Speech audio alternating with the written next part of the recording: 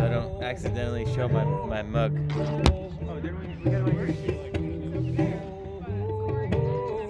It always shows up purple. Yeah. He's like, listen, you smell that? Teacher man, come and tell me where we going to go from here. Teacher man, come and tell me how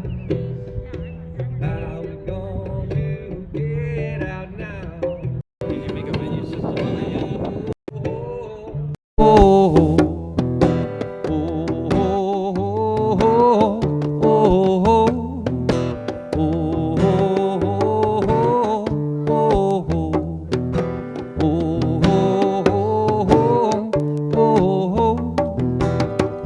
Oh, child, won't you hold my hand, and I'll take you to the promised land.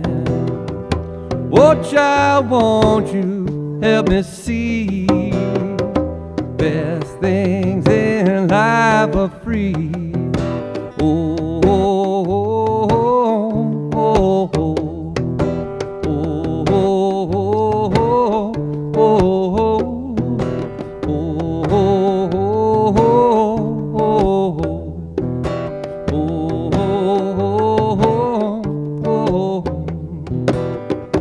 Teacher man, come and tell me when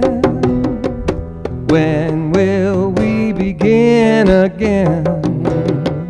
Teacher man, come and tell me how we going to get out now? Oh, oh, oh, oh,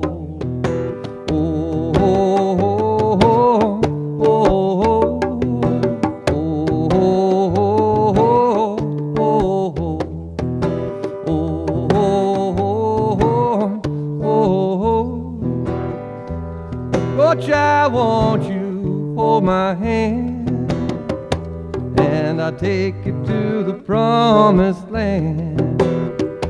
Oh, child, won't you help me see best things in life are free.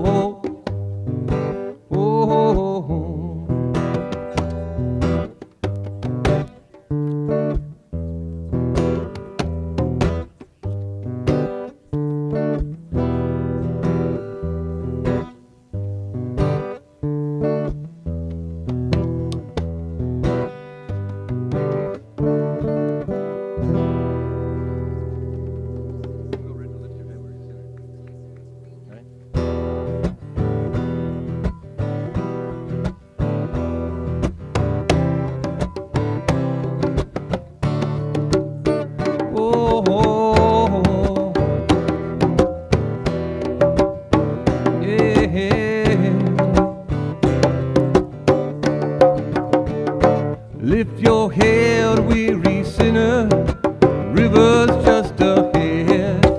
Down the path of forgiveness, salvation's waiting there. Build a mighty fortress, 10,000 burdens high.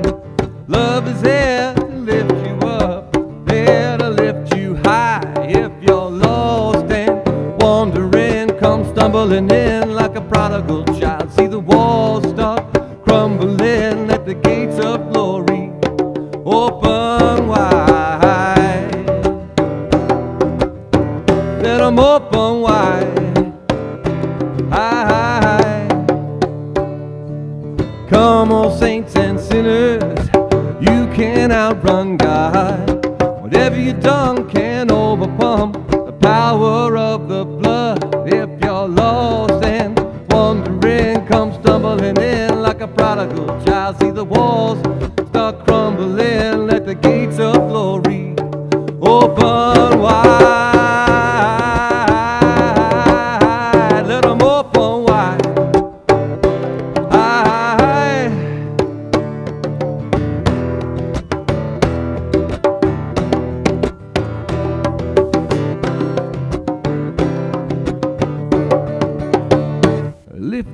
head, weary sinner. The river's just ahead. Down the path of forgiveness, salvation's waiting there. You build a mighty fortress, 10,000 burdens high. Love is there to lift you up, there to lift you high. If you're lost and wandering, oh, come stumbling in, come stumbling in. Oh, yet all straight and walked away, unspeakable things you've done. Fix your eyes on the mountain, let your past be dead and gone. Come, all saints and sinners, you can't outrun God. Whatever you've done can overcome the power of the blood. If you're lost and wandering, come stumbling in like a prodigal child. See the walls start crumbling, let the gates of glory open wide. Let them open wide. Let them open wide. Let them open wide. Let them open wide. Oh.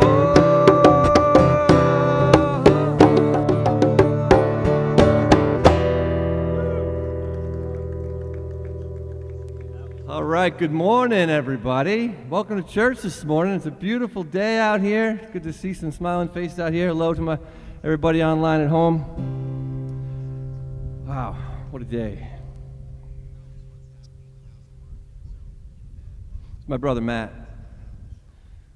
Oh, my name's Mark. We're brothers.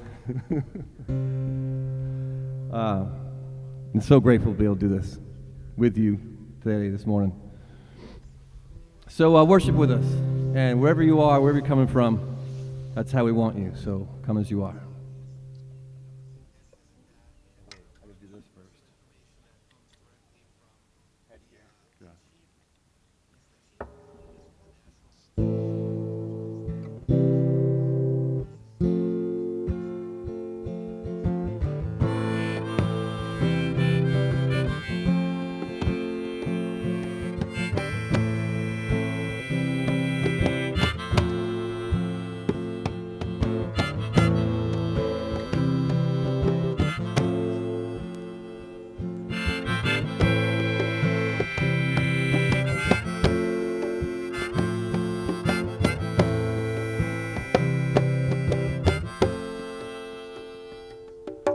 Come out of sadness from wherever you've been. Come broken hearted, let the rescue begin.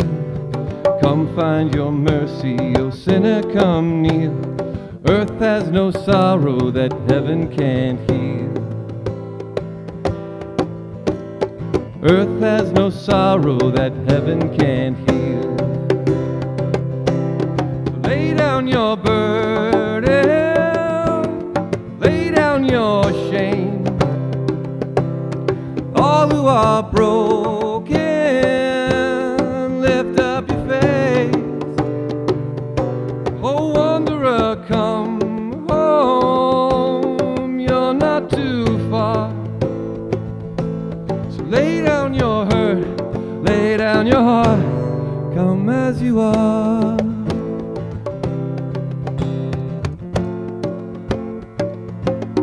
Come as you are. Come as you are.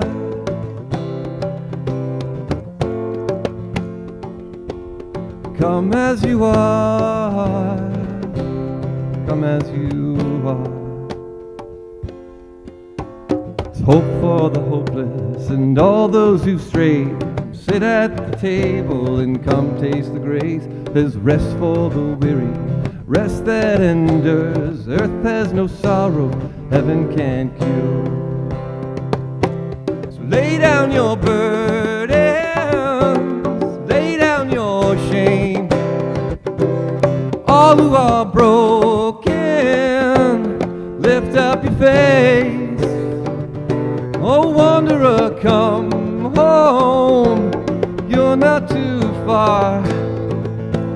Lay down your hurt, lay down your heart. Come as you are. Come as you are. Fall in his arms. Come as you are. Joy for the morning, oh sinner, be still. Earth has no sorrow that heaven can't heal. Earth has no sorrow that heaven can't heal. Lay down your burdens, lay down your shame. All who are broken, lift up your face. Oh, wanderer, come home, you're not too far. Lay down your hurt, lay down your heart. Come as you are.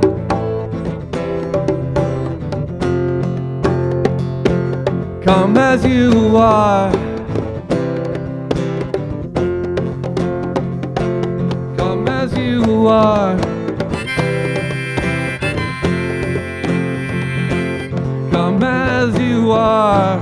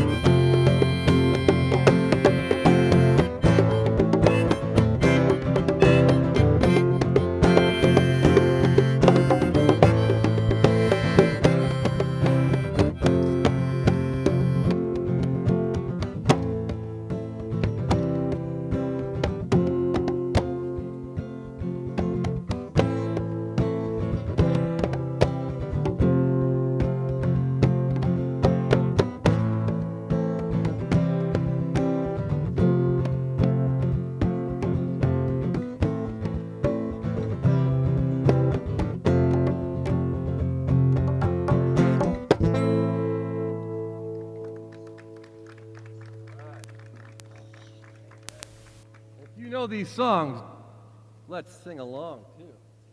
That's what I miss. I miss everybody singing along. One of my favorite things. Yes, definitely miss you singing along, Sean. Definitely. Most of all. People always ask me what my favorite song in the world is. My favorite song is when the whole room is singing.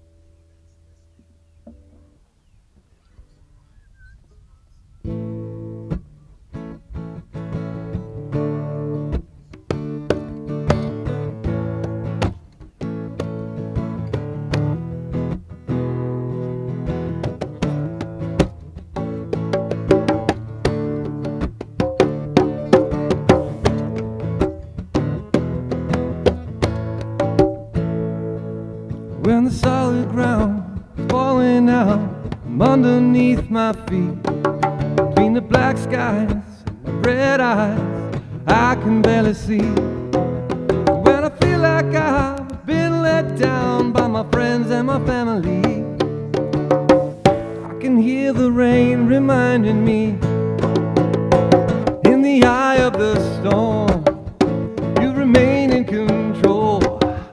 In the middle of a war, you guard my soul. 'Cause you alone are the anchor when my sails are torn. Your love surrounds me in the eye of the storm. When my hopes and dreams are far from me and I'm running out of faith, see the future I picture slowly fade away. When the tears of pain and heartache are pouring down my face, I find my peace in Jesus' name. In the eye of the storm, you remain in control. In the middle of a war, you guard my soul. 'Cause you alone are the anchor when my sails are torn. Your love surrounds me in the eye of the storm.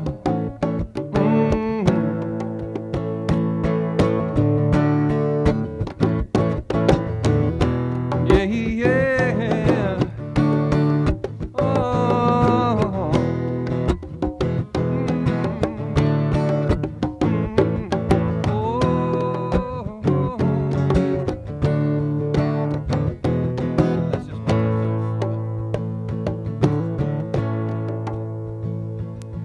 when they let me go. I just don't know how I'm gonna make ends meet. I did my best now, I'm scared to death that we might lose everything. And when a sickness takes my mother away and there's nothing I can do, my only hope is to trust you. I trust you, Lord.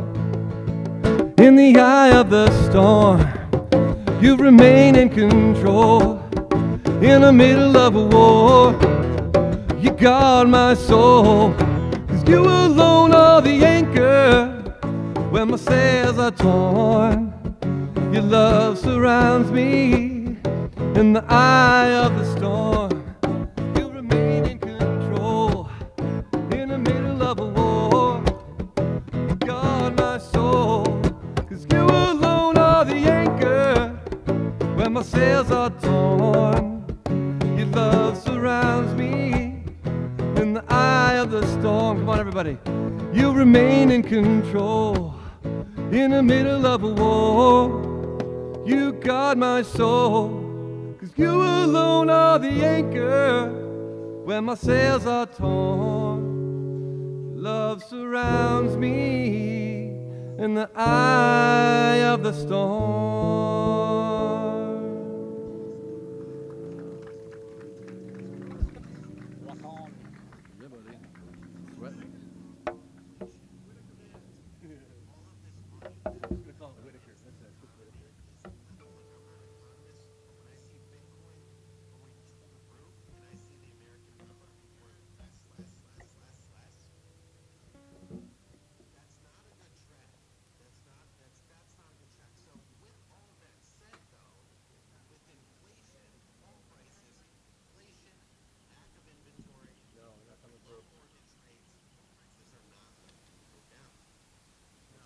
Oh, there were you.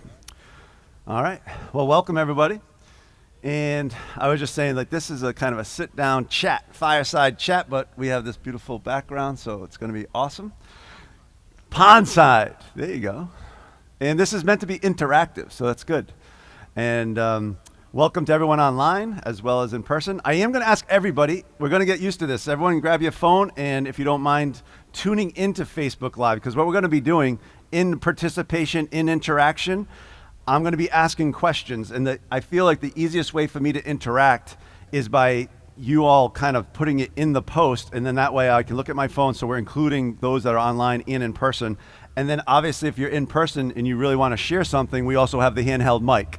And so that's also something I really enjoy doing.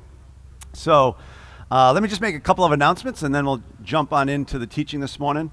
The first thing is, like, this is another thing. So if you're first time visiting with us or you haven't filled out a Connect card yet, this is an opportunity to do it, and everything's going to be digital. So this is why it's also important to be online. So just so you know, our handle on Facebook is at Stone Coast CC, so community church, right? Stone Coast CC. And in that, if you want to fill out a Connect card, what that does is it initiates a conversation, right? We can learn more about the church, why we do what we do, who we are, answer any questions that you have. And it also will give you a little gift. We have different Dunkin' Donuts. I think we have Starbucks, and you also can donate to a cause. So just for filling that out, you get a gift, or money gets donated to a cause. So that's just our way of saying thanks for being with us and getting connected. And then the other thing is just the action of giving. You know, so your generosity makes it so that we are able to do all the things that we do. And so we never take that lightly. We thank you for that. If you're in person, there is a little thing back there. So to my left, your right. And if you're online, again, you could do that digitally. Well, we love to be able to participate. One of the things I love, like whether you have gotten to the habit of tithing yet, which means giving 10%, I'd love for everyone to give, if it's $5 a week, $5 a month. It's the action that has faith attached to it, that, hey, we want to participate in this mission, or this, when we talk about the movement that we're going to be talking about. So Stone Coast is part of the Jesus movement, and this is your way of participating. So the Bible talks about finances a lot, and so I don't care so much about the amount as I do care about our hearts, right? And so if you're in this, that speaks volumes. So just that little step could be a life-changing step, so we want to encourage you with that. And if you have children, this is both for today and going forward. So we are trying Kids Church out. So today's the first day, so a lot of you already checked your kids in. we just ask that you would pre-register the kids so that we can plan accordingly. Like it was an awesome thing to have. Like we said, oh my gosh, we had some of the rooms were getting up to 10 kids, and the spaces that we have aren't that huge. So we're like, oh, we have to cap it today. So I thought that's good. It's better than having like 1 or 2 kids, right? And so that's really great. And so if you plan on bringing the children next week, just make sure you pre-register, and then that way we can care for them as well as we possibly can. All right, so thank you for doing that. I appreciate you having your phones, and I'm going to be asking you a couple of questions throughout the talk this morning. And many of you know we're in a series. We're in a series called Tangible Kingdom, and I just feel like this series has been so life-giving, and it's been challenging. It's thought-provoking. I hope that you're able to lean in, right? Like there's a posture of learning. There's a posture of maybe even taking off some of our lenses that we've had, like those church lenses that we've come to see church through. And all of us have that. Like we all have an experience. We all have a background. And what I'm hoping, though, is that when we start talking more about the kingdom, which is what Jesus talked about all of the time, right? His kingdom come. His will be done. This idea of bringing heaven to earth. There's so much to this. And I love the idea of tangible kingdom, though. This isn't like theoretical. This isn't something that you just, we all go off into our prayer closets and we have this spiritual time with God and that's it. No, this is about how do we make the kingdom of God tangible? How do we make it present here and now? And that's up to you. That's up to you and me, right? That we're the participants in that. See, Jesus started a movement. It wasn't meant to be a ritual. It wasn't meant to be, an institutional organization. It was meant to be fluid, organic. It was meant to be relational. It was meant to be like, how am I growing? How am I being discipled? How am I making a difference in the world? And we're actually doing life together. Ask yourself this question. See how tangible the kingdom is. When's the last, and don't answer this, it's just rhetorical, but when's the last time you've had a really powerful conversation with someone about your life in Christ? Like, how are you doing? How are you doing? Are you part of this mission? Are you part of the movement? Are you living it? How are you doing living it out? How's your marriage? How are your finances? How's your purity, right? Like you caught up in porn, you caught in lustfulness. Like, where are you at? How are you having these kinds of real life conversations that matter? And that's not under the idea of rules. That's under the idea that I care for you and I want you to live the best life possible, right? So this kingdom is not just a hypothetical thing. The movement was real and it's real today. And so we're going to be messing with that because it plays into how we do church. So how you live your life is impacted by what you believe about the movement. And we'll dig further into that. And what does that mean and what does that look like? So to me, the goal in this series is for us to wrestle with that and to ask questions about that and dialogue around that. So because what does that look like today? I spend a lot of my time thinking about what would Jesus be doing if he were here now? How would he be spending his time? Who would he be spending his time with? What would that look like? And obviously as followers of Christ, we would want to imitate that. We'd want to be like doing the similar things. And so I want you to let your brains be opened and start thinking about that very question. Before we jump in a little further, one of the things that we've been doing each week is capturing the 5 acts of kindness. So this is an opportunity to grab your phones. You could write them out. I'd love to have a couple of people share in person. But what's one thing that you did this week as an act of kindness that you were very intentional? This isn't about being a good person. I hope that you're just doing good things because you're good people. But this is about, no, I really was intentional. And this is in light of us celebrating our 5th year anniversary at Stone Coast. We said, look, we want to pick out 5 acts of kindness. So each week we just choose one thing. Rich and Hawa, good morning. God bless you. This is the Liberian time zone. That's okay. We love that about you guys. I couldn't let it go. You know that. I wouldn't do that just to anyone, just so you know. So if you come in late, don't worry. I won't embarrass you like I did then. That's okay. I can do that with them. So write down, what is one of your act of kindness? Or if you have something that, just was meaningful to you, or where did you catch someone else do an act of kindness? And we'll pass the microphone. So I'd love to have at least one person here live to do that. And online, if you want to write in your stuff, and you guys can also write in, and I'll try to find it as I can. Diane, you just tell me if you see anything so you can help me be my eyes, okay? That's not the kind of interaction we're looking for. That's right. That's a good friend right there. That's a good friend. That's a Chuckism. Good old Chuck. So I had, just to kind of prime the pump, and then raise your hand because we'll get a mic to you if you want to share what act of kindness you did. Raise your hand, and then Ian or one of the team members will get you the mic. And then online, just let me know, Di, if there's anything online. So I have to kind of put out a precursor because some of you all are like, well, I don't want to share my acts of kindness because it'll put me in the limelight and make me feel like I'm gloating and I'm prideful and stuff. And I've had this conversation over the last couple of years because we've been trying to do this. This is not about pride or ego. The reason why we're sharing is to encourage the community. It's to encourage one another to say, hey, here's some of the things that we've been up to, and that encourages us, right? It might give you a creative idea, like, oh, man, I've never done that before. I want to do that. And so I know some of you, it was pretty cool. Like you can start one of those things at a drive-through, right, where you pay for someone behind you, and then they pay for someone behind them. You see how long it goes. I mean, it's just something as simple as that, but that's kind of a cool thing to do. And so anyways, the thing that I did this week, I told you last week that I was setting it up. I had made a phone call to a friend of mine that I know is going through a tough time. And I said, I just want to be intentional this week to get it on the calendar, make sure I spend time with this person. And, that might not seem like a big deal, but like if I didn't put it on the calendar, it's not going to happen. You know what I mean? Like all of us, our calendars fill up very, very quickly. So this is what I mean by being intentional. You can have, well intentions, but if you don't put it in the calendar, it seldom happens. And at least that's what I found to be true. And so in that, this person had just lost one of their loved ones, lost their spouse. And they don't come to the church. And it was one of those things where, there's something, some of us are scared to do that. I get a little nervous, right? You think, I don't know what to say, right? It's very fresh, it's raw, and the person just loved their best friend, their spouse, and you might not want to do that, right? You hesitate because it's like, well, what do I do? Like, what do I say? And I always encourage us to take risks, and that's one of them. That's what I mean by just putting yourself out there and trust that God, through the Holy Spirit, will be present. I don't know. Sometimes I sit in silence for 20 minutes, and that's, if you know me, that's hard for me to do. But like, that's sometimes what's necessary. Sometimes we start talking about things you never imagined. You start laughing, and then you start talking about other things, you start crying. And it's this beautiful moment of life because when you think about the movement, this is just a blip on the radar. We're not temporal beings, we're eternal beings. But while we're here on this earth, this idea of being with people, loving people where they're at, it shows us something about where we're at. You know what I mean? And it takes something.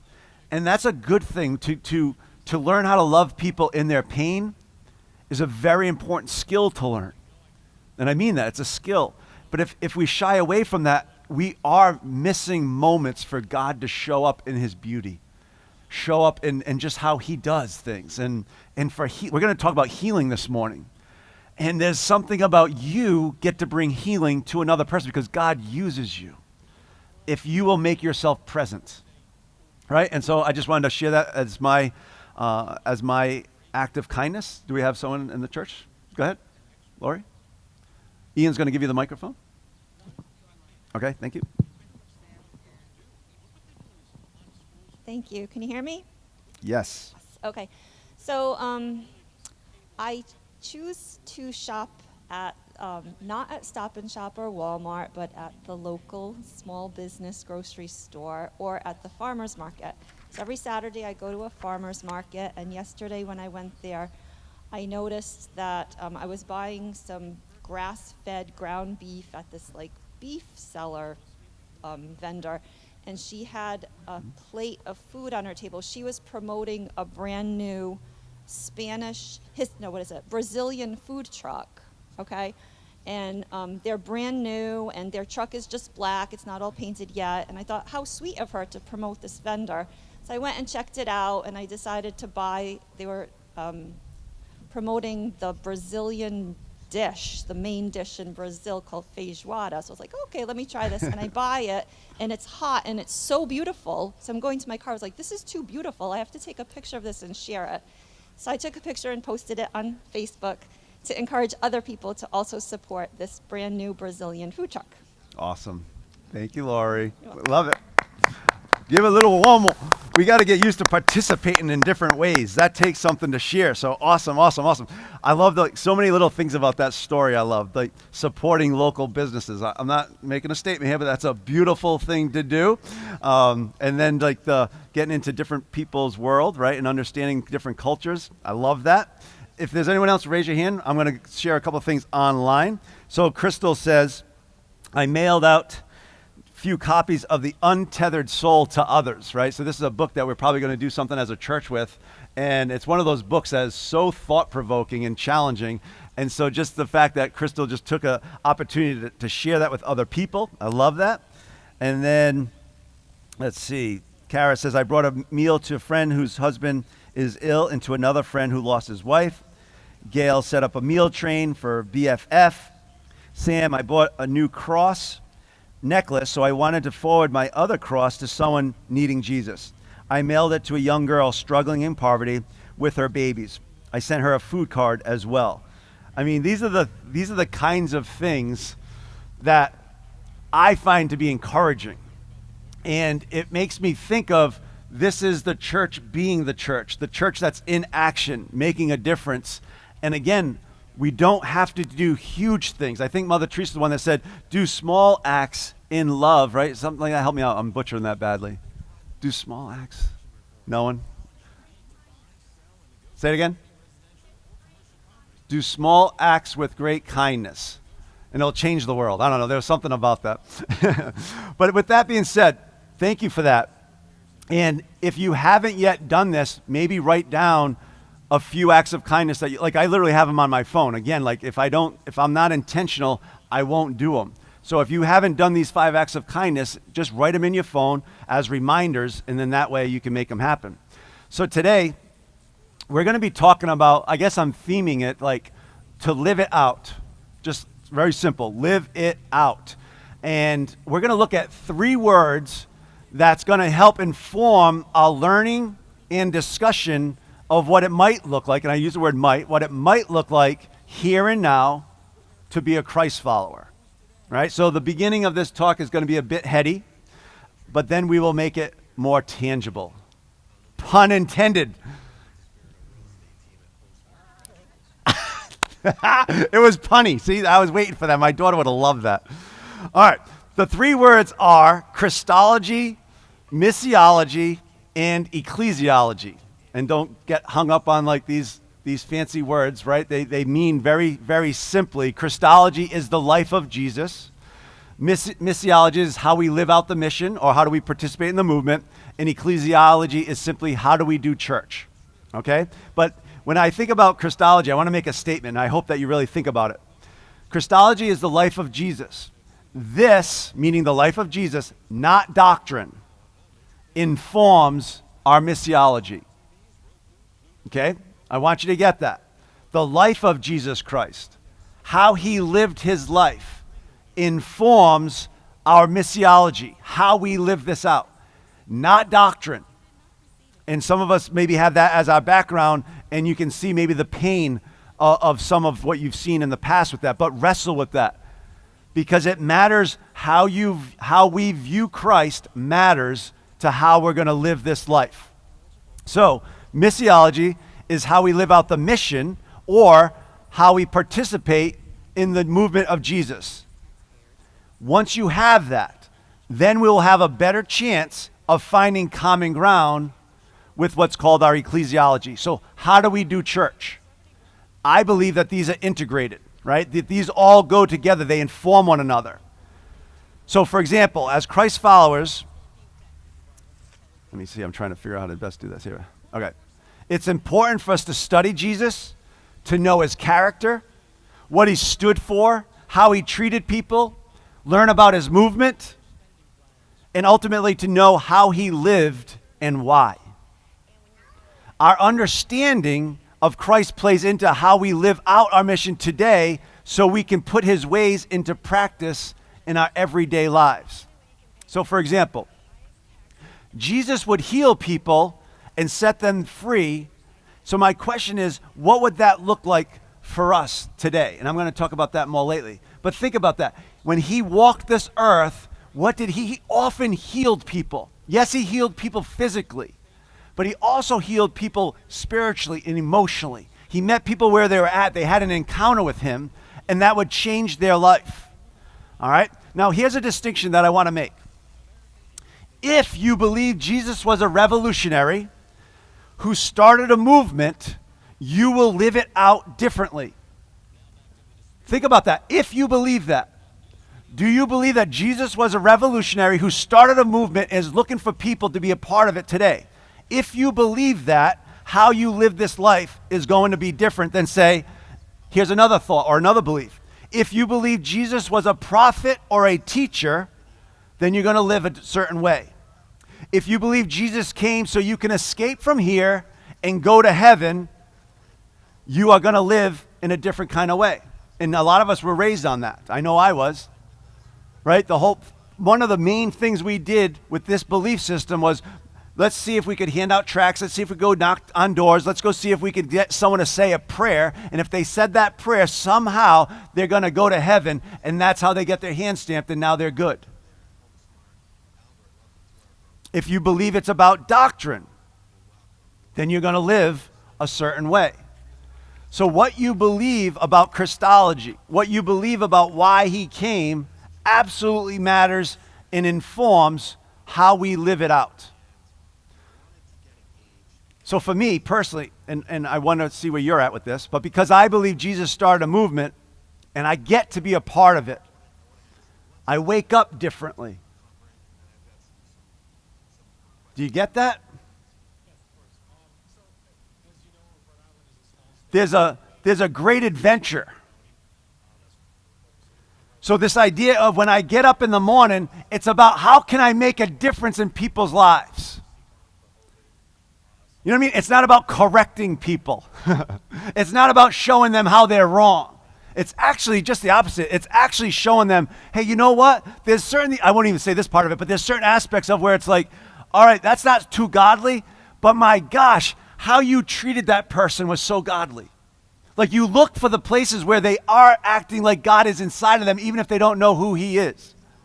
And you're building bridges and you're sowing seeds, and it's like you're living life on purpose.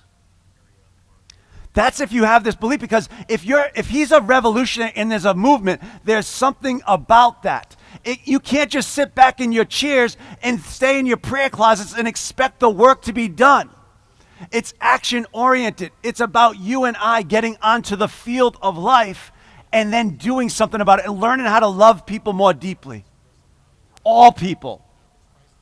Diane and I were just in a conversation. I'm not going to bring up the details of it, but it's like there's conversations that people avoid the church over, and it breaks my heart.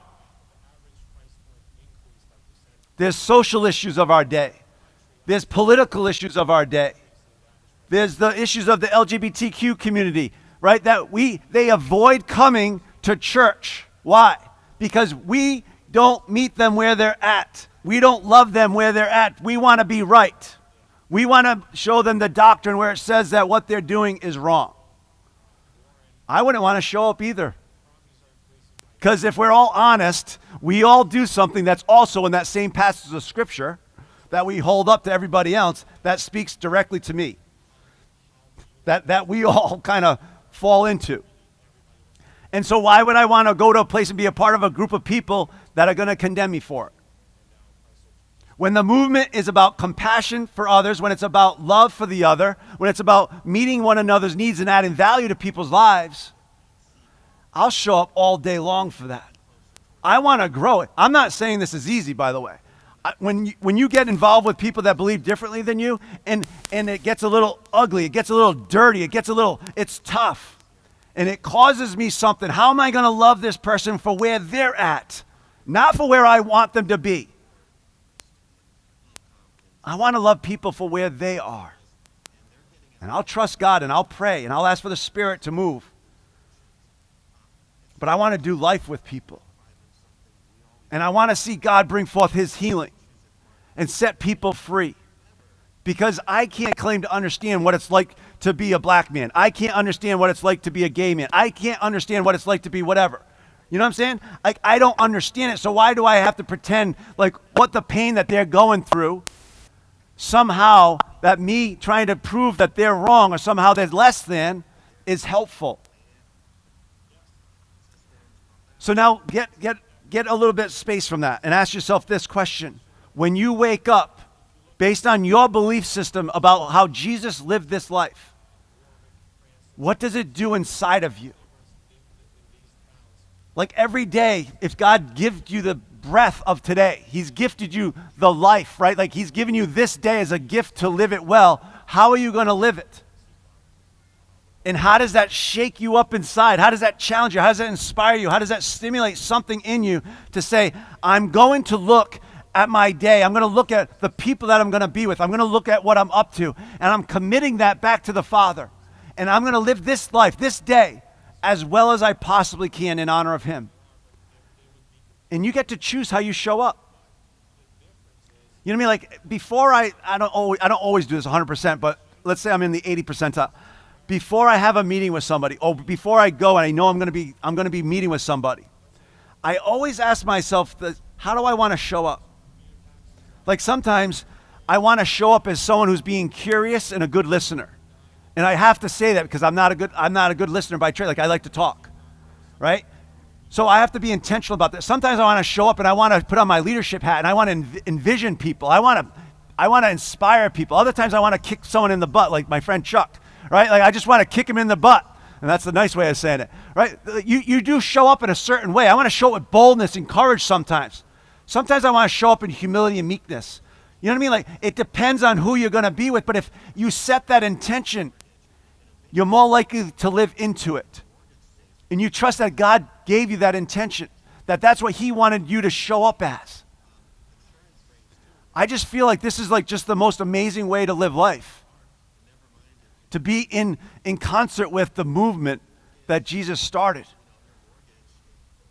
So when you think about going from mission to ecclesiology, here's a question. How we go about living out the mission builds a bridge to how we do church. At least that's what I'm proposing for you to think about. This is a big question, and this is something that our leadership team is wrestling with deeply. I want you to wrestle with this. And we're going to talk all about it.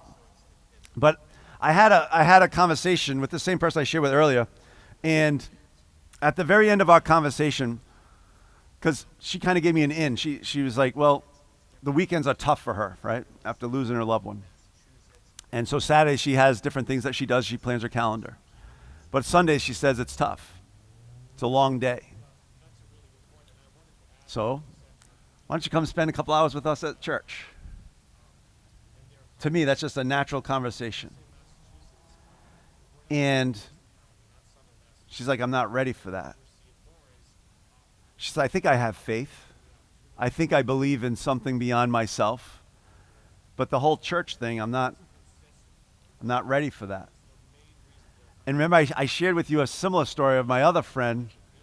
So it's fascinating to me as I start to engage people and I'm asking them or inviting them to come to a church service, and I'm not really envisioning them to a life in Christ or to be part of a movement. Now, part of my reason for doing that is because of all of you. I would love for her to meet you. I would love for you to be able to love on her. I'd love for you to be able to show her value. I'd love for you to be able to meet some of the needs that she has. That's being the church.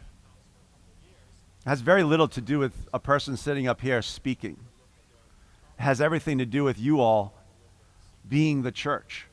I hope that the teaching stimulates something and helps us to grow and develop in our faith. I hope it challenges us to think differently or more in depth around the scriptures so that it informs our life, though. It's not so that, was that a good sermon? Was that a bad sermon? Was that good music? Was that bad music? I could give a rip. What I'm concerned about is, did it touch you? Did it impact your heart? Did it stimulate something in your mind that's going to cause you to do something differently than when you leave here? That's what I'm concerned about. So how do we do church? One of my premises is that I don't think the capital C church is doing a good job of seeking and saving the lost. Like it says that Jesus came to seek and save the lost. And this is critical to his movement. Now, it's one part of it. It's not all of it. It's one part of it. But think about that. The capital C church, I don't think, is doing a good job of reaching into the community and loving on people that are lost, as it says in Scripture. So how do we figure that out? That's what I mean by ecclesiology. How we do church matters, because if I'm living my life, so this story with this person I'm talking about, I'm trying to invite her to a church service. Well, if the church service is something that you sing 3 songs, you hear a teaching, you do communion, and then you leave, she's like this far away from something like that. But what if it was something that met her where she was at? What if it was something where it was a community of people that were, and they loved each other, accepted each other, belonged to one another, but had this beautiful mission that goes beyond themselves, that had to do with serving the other and loving the other, encouraging the other. And we could do something together, and it'd be easy to invite her to. So that brings me to my next thought. So last Friday night, we had the Jason Gray worship night. I won't say concert, but worship night, Karen D. Oh, that's lame. That is lame. All right, well, this amazing worship night that we had with Jason Gray.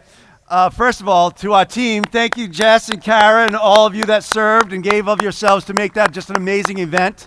That's the church being the church.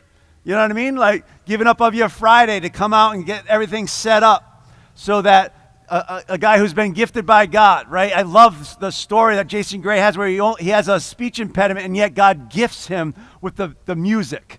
I just absolutely love that. Here's a guy who struggles speaking to you in person, and then God uses him on stage to bless millions of people's lives. That's so God to me. Will you humble yourself enough to trust him? Will you understand that I see beyond the outside of who you are? And if you'll trust me, I'll use you. And I've gifted all of you. And I want to use you to bring a smile to people's faces. I want to use you to encourage other people. Every single one of us is gifted by God. Will we show up? So under this thing about church and inviting people to it, like we're thinking of like, what if we did a couple of lawn concerts? Well, we won't call it concerts, you know. But you know what I'm saying? Like we have a gathering here. And maybe it's a Friday night. Maybe it's a Saturday night. And maybe we have a barbecue. Maybe we have some food trucks. And it's an opportunity to bring our friends that might, quote unquote, I even hate this terminology, that Jesus came to seek and save the lost. So those that might be lost, they have a place they can come and just be themselves, right? And have an enjoyable time and meet the church, if you will, like to meet you and for you to get to know people. And that's a nice little step toward involving them in the movement, potentially. So these are the types of thoughts that I'm just wrestling with. Like, what does it look like so that we can be the church? And then, of course, we have the online church, right? Because one of the things I love about online is how easy is it to like it and share it, to spread seeds, to invite people. Literally, you just go on your phone, you share it. That'd be a good idea for you to just share it right now. That's another thing we got to get better at. Just pull it out and say, share. And it goes out to hundreds, if not thousands of people. It's just spreading a seed, and it doesn't take much from us, right? It's not a big risk. But you never know who's watching that, who's listening to that, and all of a sudden God gets their attention. God does something inside of their heart. These are just some of the ways. But like how we do church matters. And it's tied together to what we believe about the movement. So I want to go into the life of Jesus a little more, a little further in. So I do ask you to take out your phone, because here's a question. So online, if you can put this in, Brian, Kenny, we're going to put this online right now. There's a question. It says, why did Jesus come from heaven to earth? Have you ever asked yourself this question? Go ahead and put it in the feed. Why did Jesus come from heaven to earth? Your answer to this matters. So keep me posted, Di. You guys can just kind of scream out some answers. Why do you think Jesus came to earth? To save the lost? That's definitely one part of it, right? And we're going to talk about that in a second. He came to seek and save the lost. Why did he come? What is it? So we could see him, right? It says in Hebrews that he's the representation of God the Father. He is the image, right? He in flesh and blood we get to learn about who God is. What else? to show us how to love other people. I just absolutely love that. So all the things I mentioned earlier about the social issues and all the different tensions that are amongst us, how would Jesus love on them? There was a woman. Wasn't there a woman in the Bible caught in adultery? Wasn't there some woman that was like 5 times just living this horrendous life? It was just so bad. It was so evil. And what did he do? He just started preaching doctrine at her, didn't he? He just wanted to make her feel like a pile of, you can fill it in on Facebook with your asterisks. What did he do? He met her when she was at and loved her in her pain. And I would suggest that seed that was planted has the potential to change her life. I love that, Lauren. The scriptures are just full of stories. Jesus showed us how to live life. How about the leper? Lepers of those days. Who are the lepers of today? The lepers of those days used to have to shout, unclean, unclean, wherever they went. So I'm going up to Mark, and Mark wants to come out. No, Mark, unclean. Don't touch me. I can't hug you. It's kind of like COVID. Seriously, right? There's this thing all of a sudden, like our society wants us to live in fear. I can't hug you. I can't smile at you. I don't want to see your face. Cover it up. I'm not making a political statement either. I'm just trying to be real and say there's something powerful about seeing a person's face. There's something powerful about being able to engage and interact with people where they're at and love on them. And I'm not making a mask statement. Wear your mask. Be respectful, polite. I get it. But the lepers of the day, what was so disheartening about that is that it was acceptable. The church was fine. You guys stay over there where you belong because you're unclean. And I don't want to risk it. I don't want to risk being made fun of. I don't want to risk getting what you got and bring it back to this community so I could be excommunicated. It's not worth the risk. You as a human being aren't worth the risk. And that breaks my heart. And it's got to do something inside of you when you look at Jesus' life. And he says, I want you to love people where they're at. It's like, my gosh, get in their world. Find out what's it like to be a leper. What's it like when the church closes its doors because you've been incarcerated, because you have transgender, you do something I don't appreciate? What happens when the church closes its doors? You're a leper. Get out there. Or you know what? Please come into my home. Because I want to know you. I don't want to know the facade. I want to know you. And that's where we can have real conversations. And that doesn't mean I agree with it. I don't think the Bible talks about whether you have to agree with it or not. It talks about will you love and get to know that person, because I know this to be true in my life. Whenever someone's gotten to know me, because they could have judged me, and if they had judged me, I wouldn't be the person who I am today. And if someone judged you for the things that you have done, you wouldn't be the person you are today.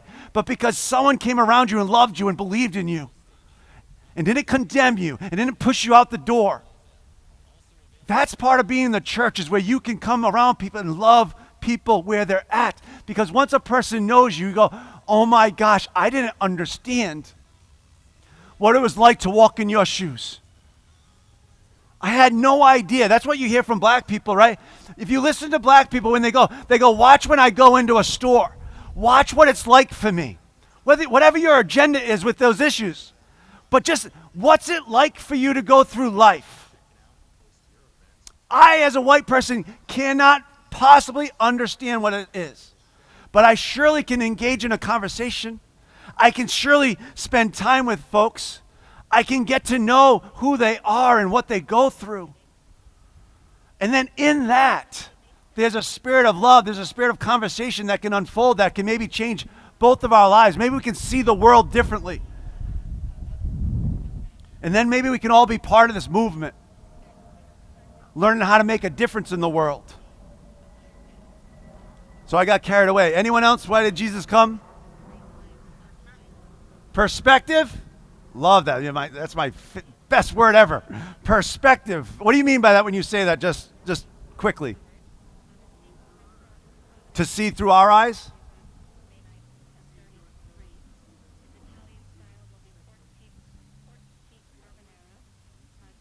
Yeah. Here's a good question. What would it have been like if we had a Bible that wasn't filled with Jesus? You know what I mean? Like, think about it. Like, if we didn't know how he interacted with people, how he was moved by different situations, how he handled himself in different situations. I love that he lived this life. He went through it. He was tempted like we're tempted. He suffered like we suffer. He was in pain like we've been in pain. And because of that, I believe that's the bridge. Like, I can identify with you because you identified with us. And why don't we identify with others who are different than us? Chad, recently?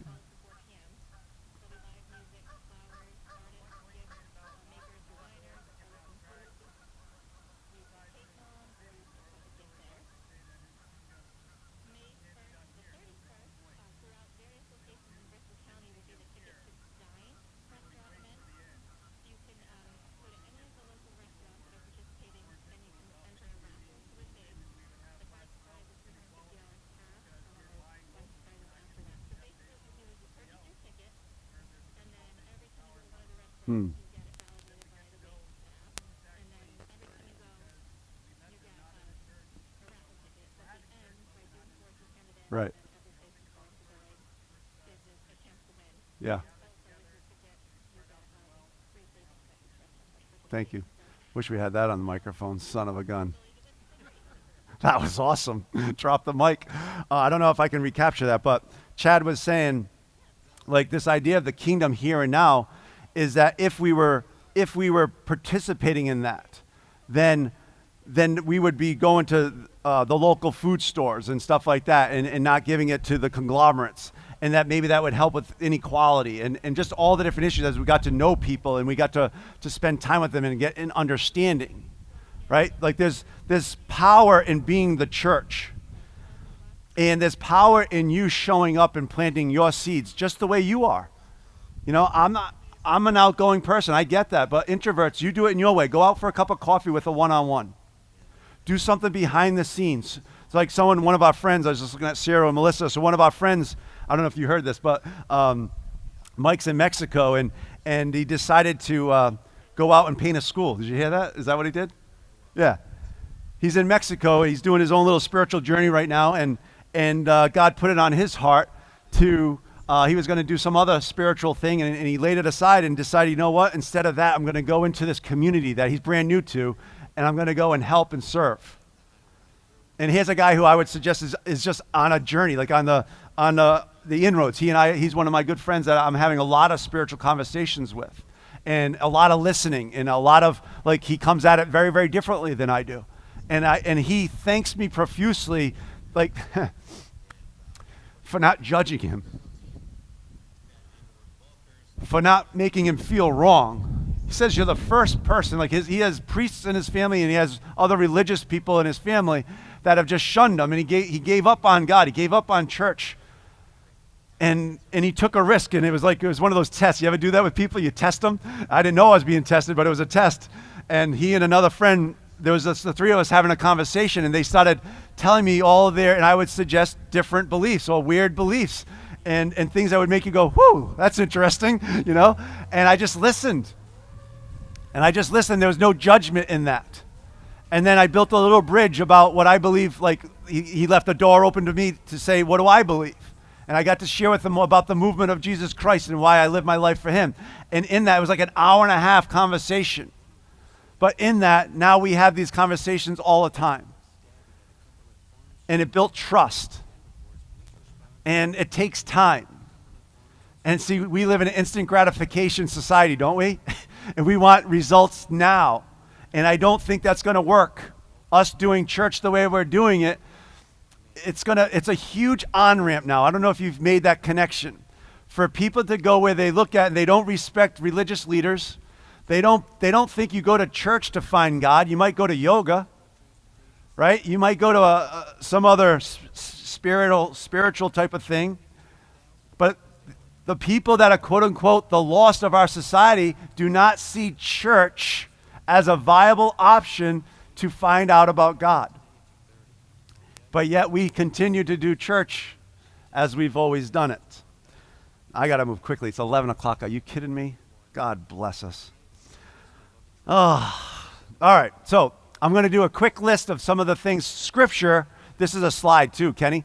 Put this slide up. This just catches real quickly the verses that talk about this. So John 6:38 says, this is why Jesus came, to do God's will.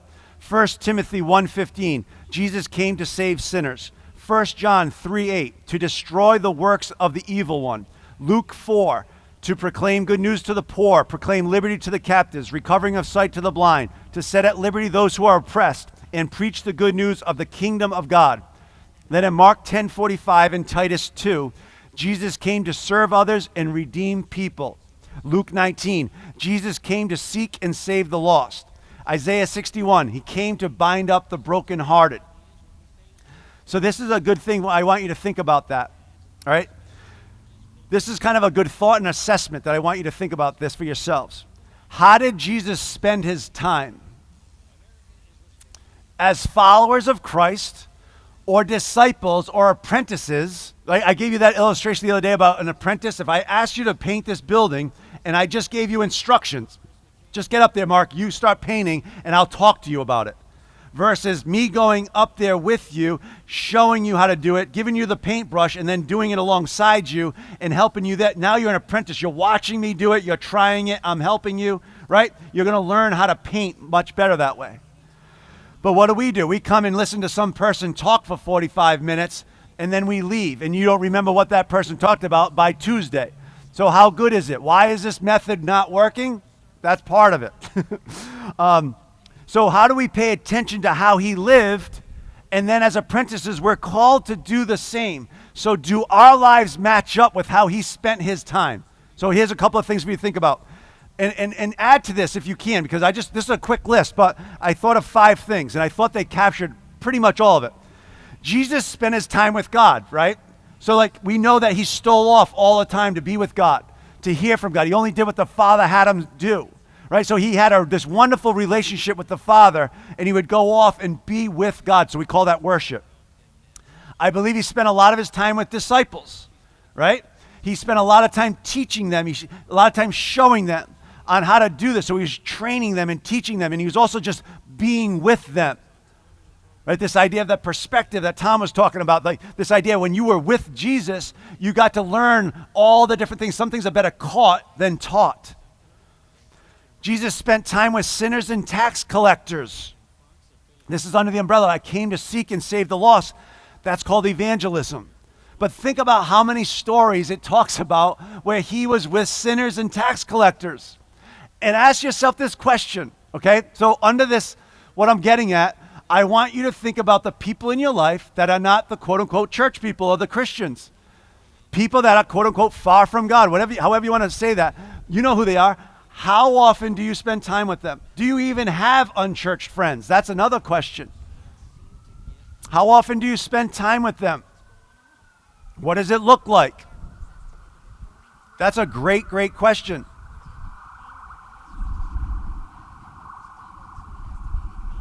Another thing that Jesus did is he spent time in ministry, right? This idea of serving others, both the poor, the sick, and his followers.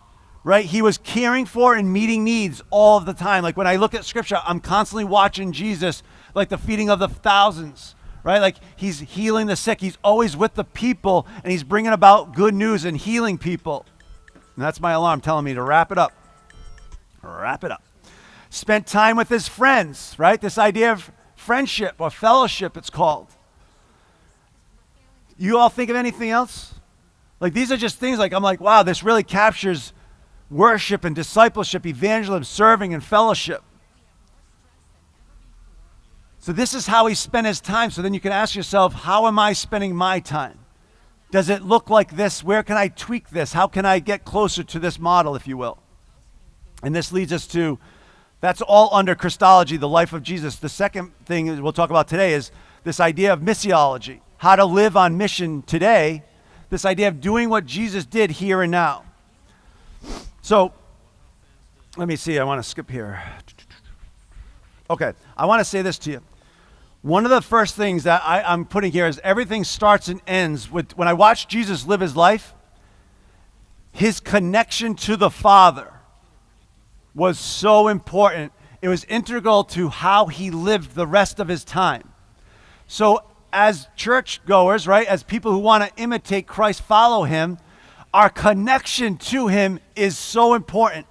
And this is just a personal thing, but I'm a huge proponent of us waking up, whenever you wake up in the morning, if you can wake up a little earlier, but let that first time be with God, to get centered, to have a time of confession, to have a time of intentionality where I'm asking God about my day. Like I'm literally looking at my calendar and going, I'm going to meet with this person, I'm going to meet with this person, I got this to do, I got that to do, right? How do I want to show up in the world?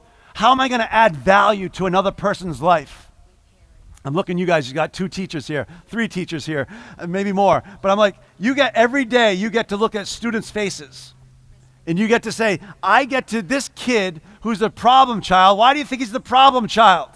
Because his home life sucks, right? Because he's hurting. He's getting beaten. He's getting denied. That's why he's acting up. What does he need? He needs a person in his life that's going to love on him. He's going to invest in him, plant a seed in his life. Another teacher. We got lots of teachers here, right? But we're all students and teachers at the same time. So when you go throughout your day, God is saying, here are the people you're going to be with. How can you add value to their lives? This is part of prayer, right? Setting your intentions in the morning, being with God. Now watch this.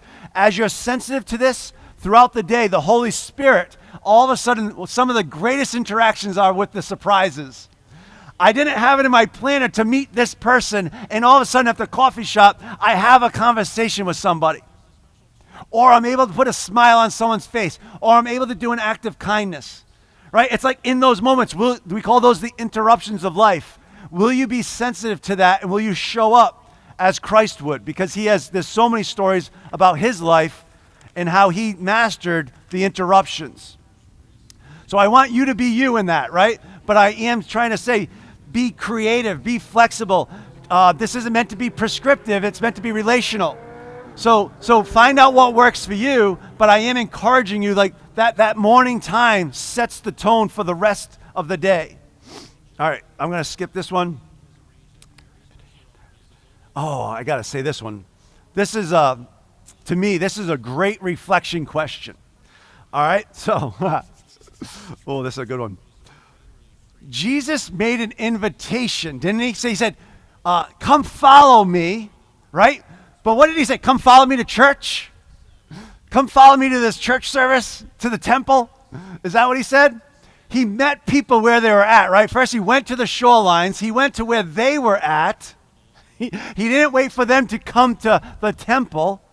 So that's huge. You got to get that. He went to where they were at. They were fishermen. And then he said, come follow me. So he gave an invitation, but it was an invitation with a vision. He said what? I will make you fishers of men. He knew what they knew, and he took it to another level. And he said, it's about the movement. If you get this, it will change your life. So when I'm talking to that person that I was mentioning to you earlier during the week, had I been able to connect with her in a different way, because I know she's a good-hearted person, I know she would love to be a part of some of the things that we're doing, she's not ready to come to a church service. But if I casted a vision of this movement, of what it means to be a Christ follower, what it means to be part of this kingdom here and now, it's so much different. What are we inviting people to? This goes back to the very beginning about your view of Christology. What are you inviting people to? Trying to get a ticket to heaven? Inviting them to a better life? Inviting people to a church service? Or are we inviting people to be part of this unbelievable vision? This kingdom that changes people's lives and gives us the best way to live life. I got to close here. We're going to pick up next week about what does it mean to bring forth healing and freedom And what does that look like for us to participate in that? So Kara, why don't you grab a mic, come on up. We'll close the service here. But I want you to be thinking about these reflection questions and be thinking about your acts of kindness. Close us out, sister. Let's go. After you're done. Just for fun. So I have a friend who refuses to call herself a Christian. She calls herself a Jesus girl. And I love that because of her heart in that. She knows Jesus. She follows him. She loves him. But she's afraid of what Christianity and tying herself to Christianity could sound like. She wants to avoid those connotations. She doesn't want to be that person. But she's a Jesus girl. So I'm curious, what if we were a people, a group of people, a community of people who are creating a Jesus movement rather than a church movement? And creating a place where we seek to follow Jesus and his teaching and his mission, rather than simply inviting someone to church and leave it up to the preacher. Not that we don't have a fantastic preacher, right? Come on. But it's up to us. It starts with loving people rather than going out to save them or change them, right? So I ask you to ask yourself this week, what does that look like? What does a Jesus movement look like in your life? How do you go out and love someone? So thank you, Sean, for your words this morning. Just a couple of announcements. If you have children, don't forget to register them for Kids Church next week. It sounds like they're having a boatload of fun. I was tempted to move over there at some point, Sean, I got to be honest. Right? I wanted to go run some races over there. If you are interested in our Oola Workshop, we'll be running another one. Oola is really a framework to help you evaluate and assess your life and how you're doing in 7 key areas and how to set goals and be intentional about how you're living out your life. We'll be running another workshop starting May 12th for 3 weeks, Wednesday night Wednesday night workshop.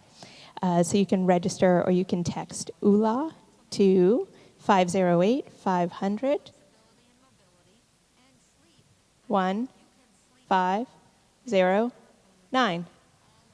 Sorry, I forgot the last 4. That might be correct. It will be in the feed on Facebook. And lastly, ice cream is open, so we are opening just a little early for our church goers. You can join us over at the ice cream window. Our team is ready to serve you. Our happiness scoopers are ready to serve you. So thanks for being here. Thanks for coming to church. Please go out and be the church. Have a great week.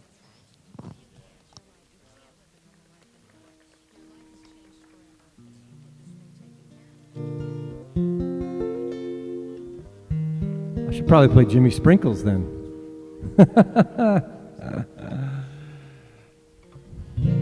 Sometimes I pray to the moon. I thank God I'm breathing. And I pray don't take me soon, 'cause I'm here for a reason. Sometimes in my tears I drown, but I never let it get me down.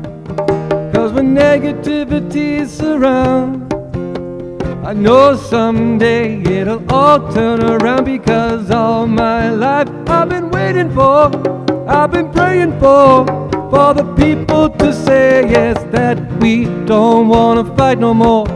There'll be no more war, and our children will play. Yes, one day, one day, one day, one day, one day, one day. It's not about win or lose. We all lose when we feed on the souls of the innocent. Blood-drenched pavement, keep on moving though the waters stay raging. In this maze you can lose your way. no way.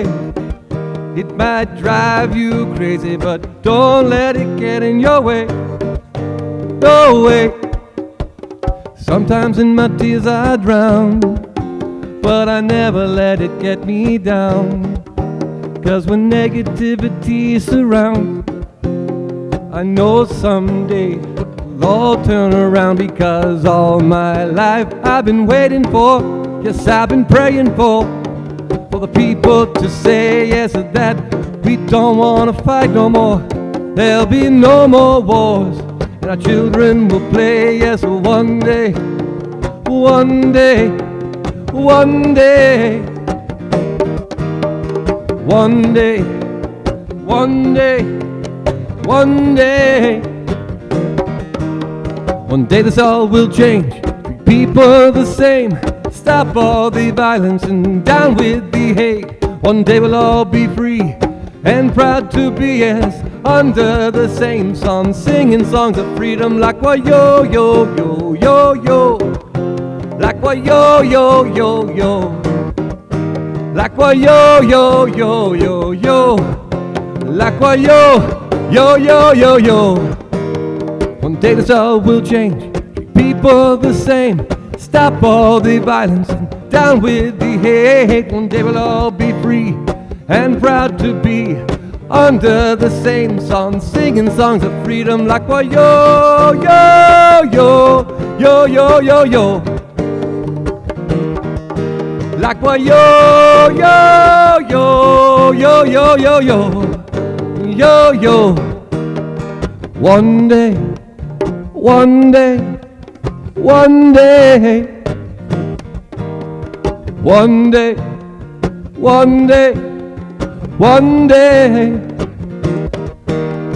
one day, one day, one day.